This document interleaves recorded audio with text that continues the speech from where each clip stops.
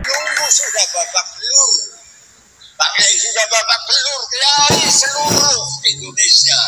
Tapi kok PBN punya kok diem-diem saja. Kayak umpetan gitu loh ya.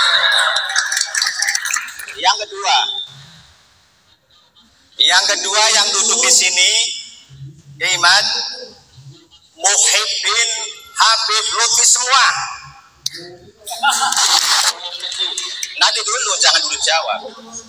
Sampai bukti nyuwun sewu kepada Kiai Imam, walaupun secara formal, secara organisasi NU masih menafikan panjenengan, masih tidak mempercayai tesis panjenengan, tapi insya Allah banyak warga negara Indonesia yang sepakat. Dari sisi ilmu nasab itu berdasarkan kitab-kitab yang ada di abad ke-5, ke-6, ke-7 itu kan sudah ada kitab. Jadi kitab nasab di abad ke-5 Hijriah. Ketika Alwi itu katanya wafat tahun 400 Hijriah, itu sudah ada kitab nasab yang ditulis namanya Tahdhibul Ansab karya Al-Ubaidillah. Kemudian Al-Majdi di abad ke-5 itu karangan Al-Umari. Kemudian ada Muntakhilatut Talibiyah karya daripada siapa itu, Muntakhilatut Talibiyah. Itu tidak ada nama Ubaid disebut sebagai anak daripada Ahmad bin Isa. Kemudian pada abad ke-6 ada kitab yang disebut dengan kitab Asy-Syajarah Al-Mubarakah. Sama juga tidak ada nama Ubaid disebutkan sebagai anak Ahmad bin Isa. Ahmad bin Isa-nya ada, disebutkan anak-anaknya, tapi tidak ada disebut Ubaid punya ayah nama Ahmad bin Isa dan ditulis sebagai turun Nabi, tidak ada. Di abad ke-7 ada kitab Al-Bakhri. Di abad ke-7 juga ada kitab Al-Asiri. Ada abad ke-8 kitab As-Sabatul Musal. Abad 9 kitab Umdatul Talib. Itu tidak ada semuanya itu yang menyebut Ubaid itu adalah anak daripada Ahmad bin Isa. Lalu kapan mereka itu mengaku sebagai turun Nabi? Ya di abad 9. Ada seorang Ba'lawi namanya Ali bin Abu Bakar As-Sakran. Dia menulis sebuah kitab namanya Al-Burqatul Musyiqah. Lalu dia menuliskan silsilahnya sampai ke Rasulullah melalui Ahmad bin Isa itu. Jadi tertolak di sini. Tertolak karena tidak berdasarkan kesamaan data antara yang diakui dan yang telah dicatat oleh para ulama di abad sebelumnya. Nah, dari situlah kecurigaan itu kemudian membawa saya untuk meneliti lebih jauh setiap nama-nama itu yang diklaim oleh Ba'lawi sebagai imam. Ubaidillah itu jadi Imam Ubaidillah. Dia seorang mujtahid, sama dengan Imam Syafi'i gitu. Saya cari di hari hidupnya Ubaidillah, yaitu 383 Hijriah dia wafat. Ternyata di abad itu tidak ada satupun kitab fikih yang mencatat nama Ubaidillah sebagai imam. Kitab sejarah di Hadramaut, di Tarim, yang menyebutkan nama seorang ulama namanya Ubaid, tidak ada. Tidak ada sama sekali. Baik Ubaid maupun anaknya Alwi yang katanya seorang muhaddis, perawi hadis, tidak ada disebutnya. Alwi punya anak namanya Muhammad, tidak ada, ini orang fiktif semua. Muhammad punya anak namanya Alwi, fiktif juga, nggak ada orangnya. Alwi punya anak namanya Ali Kolikosam, nggak ada orangnya. Sejarahnya ditulis itu pada abad 10-11 dengan begitu tinggi beserta keramat-keramatnya, tidak terverifikasi di dalam kitab-kitab di mana dia hidup. Berbeda dengan Syabdul Qadir Al-Jailani. Syabdul Qadir Al-Jailani ada di abad ke-6. Itu kitab abad ke-6 mencatat orang yang hidupnya bareng bahwa di Baghdad ada seorang Ibnul Jauzi. Ibnul Jauzi itu satu masa dengan Syabdul Qadir Jailani. Ibnul Jauzi menulis kitab, dia mencatat nama Syabdul Qadir Jailani, seorang ulama besar, pengarang kitab. Kemudian dia ahli dalam bidang ilmu tasawuf. Toharat karamatuhu alal mala, keramat-keramatnya muncul di hadapan orang. Itu dicatat. Itu bukti bahwa sosok ini ada.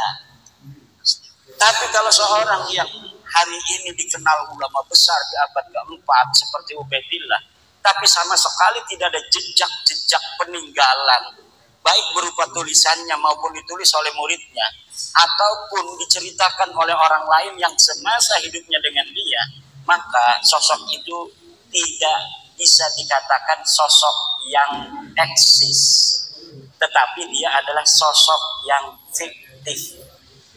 Seseorang yang namanya diciptakan, sejarahnya kemudian dibangun untuk diatribusikan sebagai leluhur mereka. Padahal pada masanya nggak ada orangnya dengan kesejarahan yang seperti disebutkan pada abad ke-11, ke-12, ke-13 Hijriah ini. Kebanyakan kitab-kitab Ba'alawi yang menerangkan tentang leluhur mereka itu dikarang sejak abad 9, tapi belum rapi sejarahnya oleh Ali As-Sakran di abad 9, 895 Hijriah. Kemudian diperbaharui, ditambahkan kisah-kisahnya oleh kitab Al-Ghurar karya Ali Khirid Ba'alawi pada 960 Hijriah. Kemudian ditambah lagi lebih sempurna sejarahnya itu, jadilah Faqih Muqaddam itu di dalam kitab Al-Masra'ur Rawi abad 11. Nanti di abad 12 ngarang lagi lebih hebat lagi keramat-keramat sampai Mi'raj segala macam. Itu semakin lama semakin dibikin sejarahnya yang glorifikasinya lebih tinggi dari sebelumnya. Nah, kenapa kita bisa mengatakan seyakin-yakinnya mereka palsu? Karena glorifikasi itu. Jadi karena mereka rajin menciptakan sejarah sendiri yang tidak sesuai dengan sejarah masa lalu, akhirnya kita mudah memverifikasinya. Karena orang yang membuat sejarah di hari ini misalnya, saya mengaku berguru kepada Kiai Sahal, sementara orang-orang yang ada di Kiai Sahal kan tidak sendirian, ada murid-muridnya Kiai Sahal. Nanti muridnya ditanya, apa betul ada seorang nama Imaduddin muridnya Kiai Sahal? Tidak ada. Karena apa? Seseorang tidak akan berdiri sendirian. Misalnya lagi Bapak ngaku-ngaku 2024 sebagai anggota PWI pengurus Kabupaten Purbalingga, kan ada SK-nya. Dia bikin tuh SK-nya, dihapus nama satu orang, dimasukin nama dia. Akhirnya pas diverifikasi di pengadilan, mana kamu ngaku-ngaku anggota pengurus PWI ke Kabupaten Purbalingga? Ini benar, ada kopnya, ada tanda tangannya, Yai Haji Dr. Abbas bin Yahs MA, ya kan? Pas coba yang lain diambil juga 3, sama tanda tangannya sama, kopnya sama, tanggalnya sama, tapi ini mah namanya Jainuddin, pas ini mah Ba'lawi namanya. Karena yang merubah si Ba'lawi sendiri. Coba yang lain lagi, yang SK-nya yang sama, ternyata memang ini beda sendirian. Ditetapkanlah yang beda sendirian, ini nama Ba'lawi ini palsu. Karena apa? Sejarah tidak pernah lahir sendirian. Dia akan terkait dengan orang-orang lain.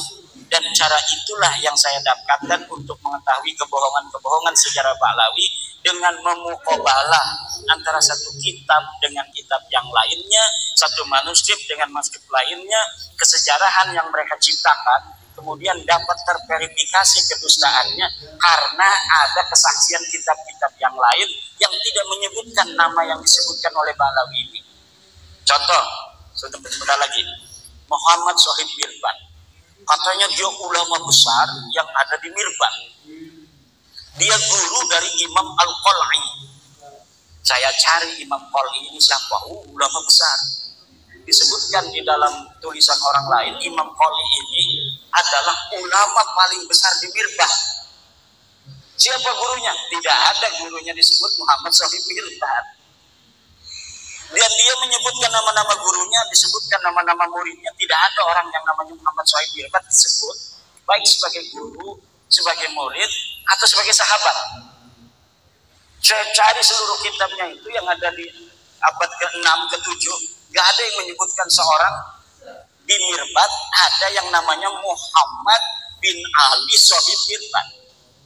Jadi besarnya nama Muhammad Shahid Mirbat di abad 11-12 itu yang ditulis dalam kitab Ba'lawi tidak terverifikasi di masanya, karena kitab yang ditulis di masa itu sudah banyak dan sama sekali di Difar tidak ada ulama yang bernama Muhammad bin Ali Shahid Mirbat. Bahkan nama Shahib Mirbat terverifikasi nama orang lain. Jadi ada sebuah kitab menyebutkan Shahib Mirbat itu untuk seseorang namanya Muhammad Al-Akhal Al-Manjawi Shahibu Mirbat. Jadi Ahmad bin Muhammad Al-Akhal Shahib Mirbat itu nama raja di Mirbat. Diambil nama Shahib Mirbatnya itu menjadi gelarnya dia. Muhammad bin Ali-nya diciptakan. Muhammad bin Ali-nya diciptakan dan terverifikasi nama ini fiktif. Begitu pula keramatnya pakai muqaddam. Muqaddam bisa mi'raj segala macam, tidak ada. Tidak ada orang di masa pakai muqaddam yang menulis pakai muqaddam sebagai ulama. Tidak ada. Jangankan keramatnya besar, sebagai ulama saja tidak ada. Demikian.